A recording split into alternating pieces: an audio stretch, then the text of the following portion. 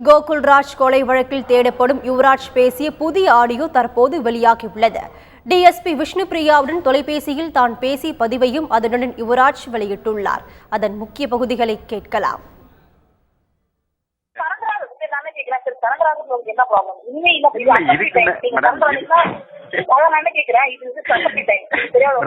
சத்தியமா சொல்றேன், மேடம் கோர்ட்ல நான் சரண்டர் ஆகிறேன். மிசா சட்டம் வருது, அது ஒரு 3-4 மாசத்துல நான் உடைச்சிட்டு வந்துடுறேன். அது ஒரு எனக்கு பிரச்சனையே இல்ல. இதுல சூழ்நிலை இதுவரையிலும் நடந்ததுதான் பிரச்சனை. இதுல யார் யார் இதுல உள்ள வேலை செஞ்சாங்க, இது இப்படி எந்த அளவுக்கு அடக்குமுறை கொண்டு வந்தாங்க. இப்படி ஒரு மர்டர் கேஸ்னா எல்லா மர்டர் கேஸ்லயும் டிபார்ட்மெண்ட் இந்த அளவுக்கு தீவிரமா வேலை செய்யலீங்க மேடம். அதாவது ஒரு கொலை கேஸுங்கிறதுக்காக தீவிரம் காட்டலாம் போலீஸ், நான் அதை மறுக்கல. ஆனா இந்த அளவுக்கு எல்லா கொலை கேஸ்லயுமே தீவிரம் காட்டலையே. இது you are blaming the department. நான் என்ன சொல்றேன், department is not a single thing to say. Department எதுவுமே தனிச்சையா உதவி பண்றது கிடையாது. Society public peace and tranquility maintain இல்ல, public peace and tranquility maintain பண்றது தான் எங்களோட மெயின். அதுக்கு ஒரு பாதகம்ன்றப்போ அதுக்கான நார்மலைஸ் பண்றதுக்கு என்னென்ன மெஷர்ஸ் எடுக்கணும் அதுதான் நாங்க பண்ணுவோம். இந்த கேஸ் பொறுத்தவரைக்கும் தட் இஸ் வாட் ஹேப்பன்ட். தனிப்பட்ட யுவராஜ் உங்க மேல என்ன சார் இருக்கு டிபார்ட்மெண்ட்டுக்கு பெரிய இல்ல உங்களுக்கு இல்லை மேடம். இப்ப நீங்க நான் அதுக்குதான் ஆரம்பத்திலேயே உங்ககிட்ட ஒரு வார்த்தையை சொன்னேன். நீங்க சட்டத்துக்கு உட்பட்டு உங்களால இதுல செயல்பட முடியும்னு ஒரு பிராமிசரி கொடுங்க. நாளை காலையில 10 மணிக்கு நான் வரேன். நான் வர தேவையில்ல, எங்க இருக்கேன்னு சொன்ன நீங்க. நான் என்ன கேக்குறேன், சட்டத்துக்கு மாறா நாங்க என்ன சார் பண்ண போறோம்? உங்களை யூ கம் அண்ட் சரண்டர் உள்ள லீகலா பண்ணணும் அப்படின்னு இல்லைங்க மேடம். இதுல நான் சொல்றேன், நீங்க சரண்டர் ஆகும், ஐ கேரண்டி. நீங்க வாங்க. இல்ல நீங்க என்ன பண்ணிட்டு போறாங்க வாங்க. ஒன்னும் பண்ண முடியாது மேடம், அது எனக்கு தெரியும். இதுல முன்னாடி இப்ப நான் இன்னைக்கு சரண்டர் ஆகிறேன் அப்படின்னா கந்தசாமி என்ன வாங்கின அத்தனை அடிக்க ஏதாவது மரியாதை இருக்கா? ஆனந்த் லாரியோட உள்ள இருந்துட்டு போனதுக்கு ஒரு மரியாதை இருக்குல்ல? ஜெகதீஷ் அடி வாங்கினது ஒண்ணும் இல்லைங்க.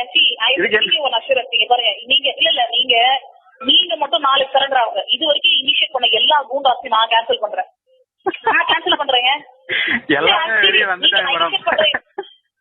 எல்லாருமே வெளியே வரல. இன்னும் உங்களுக்கு தெரியாது நம்ம இன்னும் எவ்வளவு இனிஷியேட் பண்ணிட்டு இருக்காங்க சொல்லிட்டு இனிமே இனிஷியேட் பண்ணும்போது கூண்டாஸ் கூட நான் கேன்சல் பண்றேன். இப்போ டீடைல் பண்ணிருக்கவங்க கூட நாங்க ஒன்றும் இல்லாம நாங்க ரெடி. நீங்க இப்ப யுவராஜ் ஒருத்தர் மட்டும் தான் இல்ல.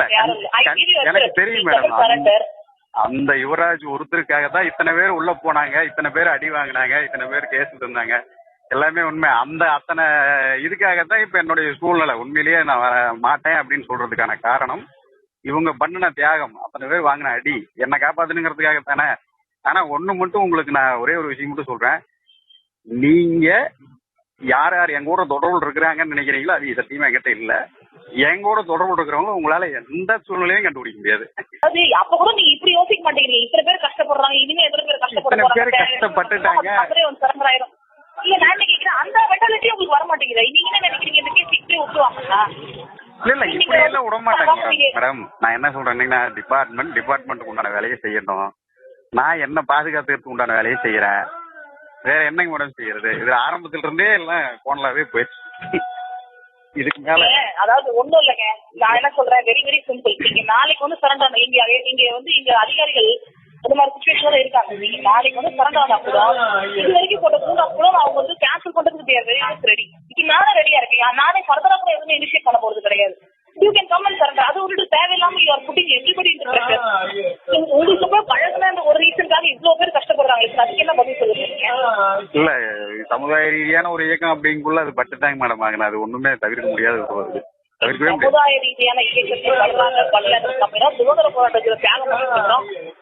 சுதந்திர போராட்டம் இல்ல நானே சுதந்திர போராட்டத்தில் நீங்க தியாகம் பண்ணிருக்கா உங்களோட சேர்ந்து 100 பேர் இருந்தாங்க, 200 பேர் இருந்தா கூட நீங்க சொல்றது நியாயம்.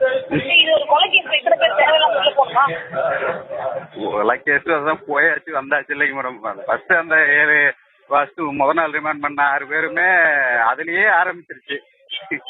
அது இல்லாம இருந்தது கண்டிப்பா அது நம்ம வேற மாதிரி பிளான் பண்ணி வச்சிருந்தது. சரி கேஸ போட்டாங்க, இது ஏன் தொந்தரவு பண்ணிட்டு இருப்பானே, ஒரு 10 பேரோ 5 பேரோ சரண்டர் ஆகிக்குவோம், அப்புறமா கேஸ் பாத்துக்குவோம் அப்படின்னு தான் நம்ம நினைச்சது.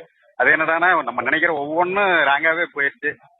என்ன உடம்பு செய்யறது வந்துருச்சு. கிட்டத்தட்ட ஒரு 50% தாண்டிட்டோம். இதுக்கு மேல அப்புறம் பார்ப்போம். தப்பி தவறி ஏதாவது முடிஞ்ச வரல தவி அடிப்போம், நீச்சல் அடிப்போம், வெளியே வர்றதுக்கு பார்ப்போம் மேடம்.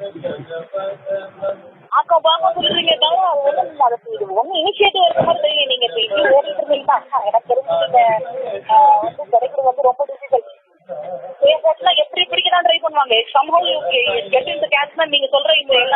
அதாவது ஒரு நிமிஷம் யூஸ் இல்லாம தான் போகும். சரிங்களா? அது கொஞ்சம் நீங்க வந்து சரண்டர் ஆனீங்கன்னா நிறைய நல்லது நிஜமாவே நடக்கும். விஷ்ணு பிரியாவுக்கு காவல்துறை அதிகாரிகள் அழுத்தம் தந்ததால் அவர் தற்கொலை செய்து கொண்டதாகவும் அதற்கான ஆதாரங்களை ஆடியோவாக வெளியிடுவதாக யுவராஜ் தெரிவித்திருந்தார். ஆனால் அந்த தொலைபேசி உரையாடலில் யுவராஜை சரணடையுமாறு விஷ்ணு பிரியா நிர்பந்திக்கிறார். தன்னை முடிந்தால் கைது செய்யுமாறு காவல்துறைக்கு யுவராஜ் சவால் விடுக்கிறார். விஷ்ணு பிரியாவுக்கு உயரதிகாரிகளின் அழுத்தம் இருந்ததாக யுவராஜ் கூறுவது போன்ற எந்த விவரமும் ஆடியோவில் இல்லை.